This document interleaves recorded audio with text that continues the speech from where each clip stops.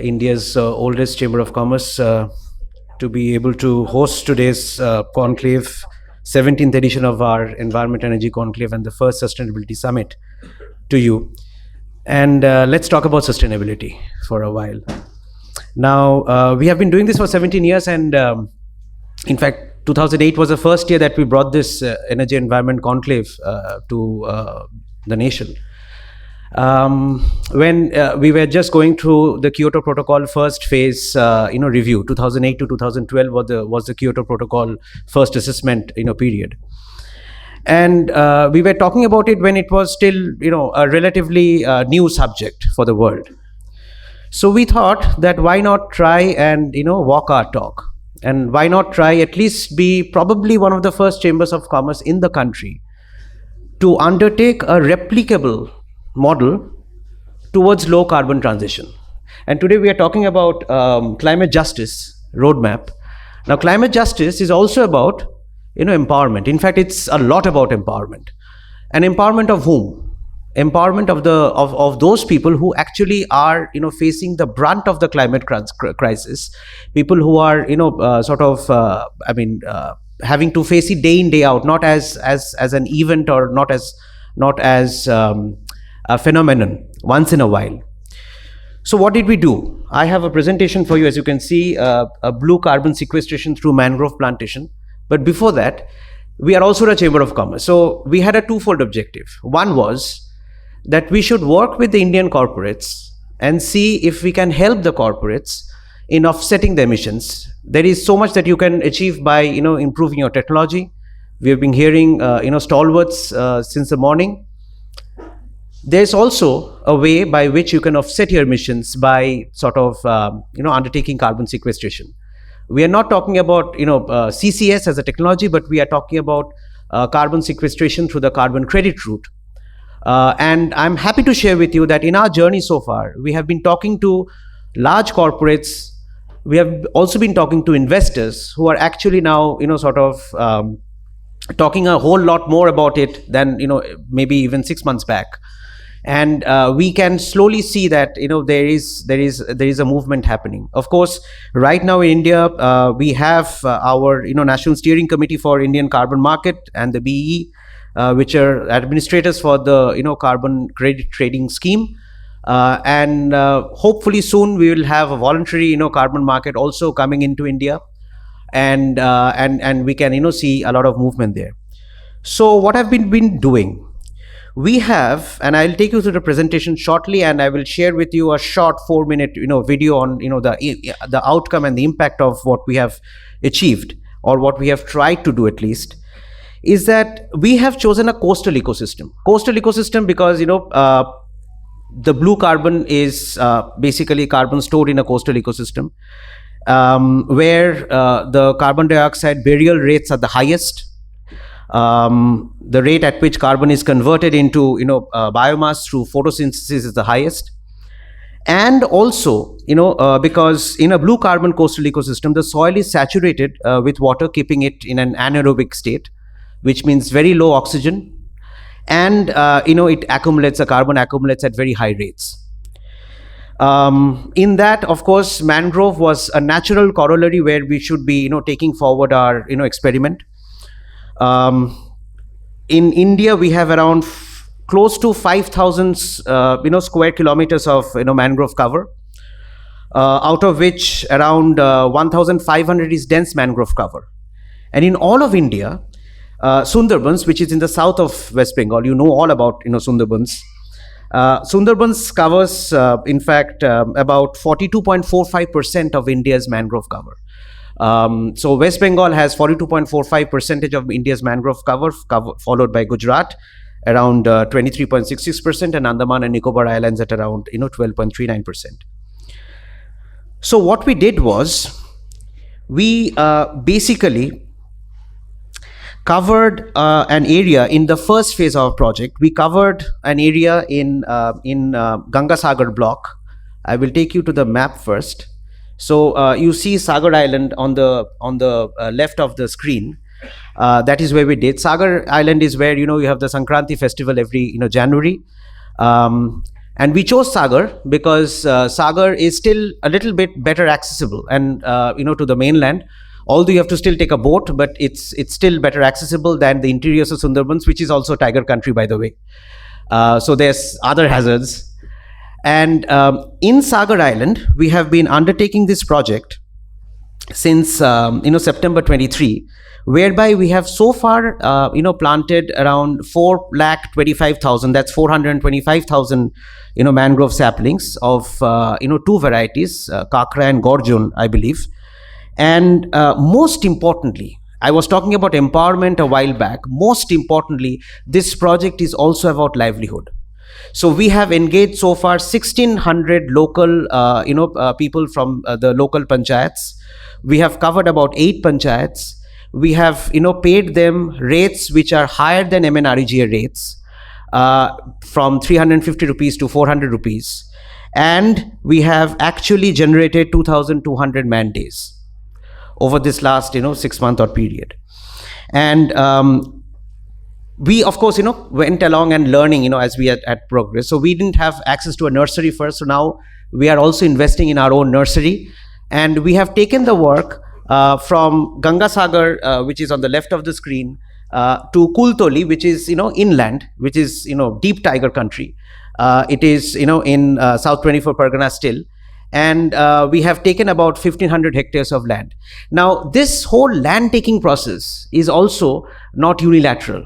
We have to talk to the BDO, the Block Development Officer, the the BLRO, the Forest Department, the Irrigation Department, the panchayats, the state government, sort of concerned ministries.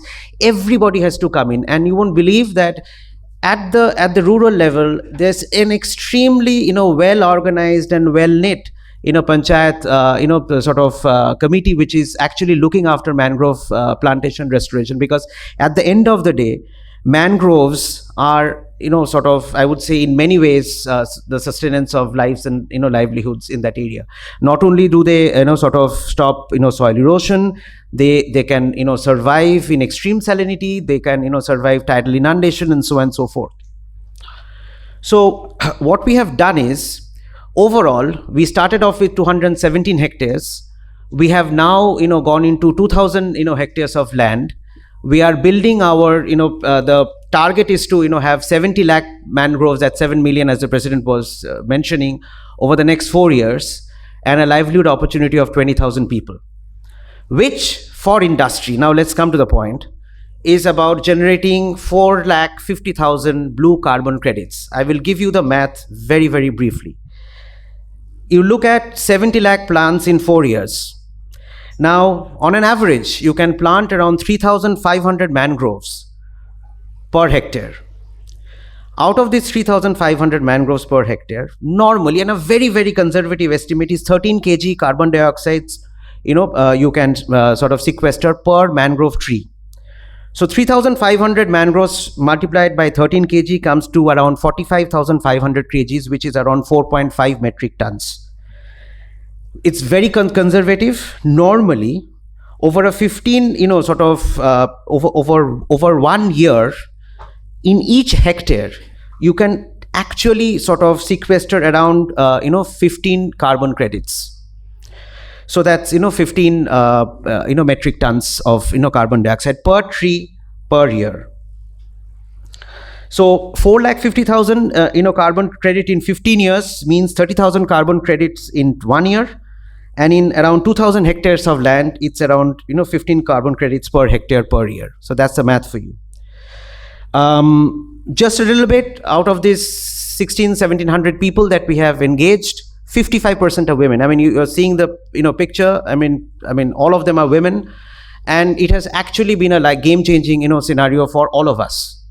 To that extent that we have been talking to, after finishing the first phase, we have been talking to some of the largest corporates, both private and public sector, and we are getting a huge lot of traction, as well as private investors who want to see sort of investing in a voluntary carbon market soon.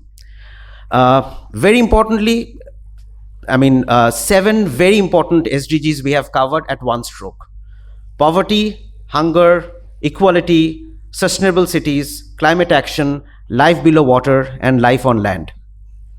So here we are with our project. Just before I finish and play the video, I will just share with you that this is completely community led.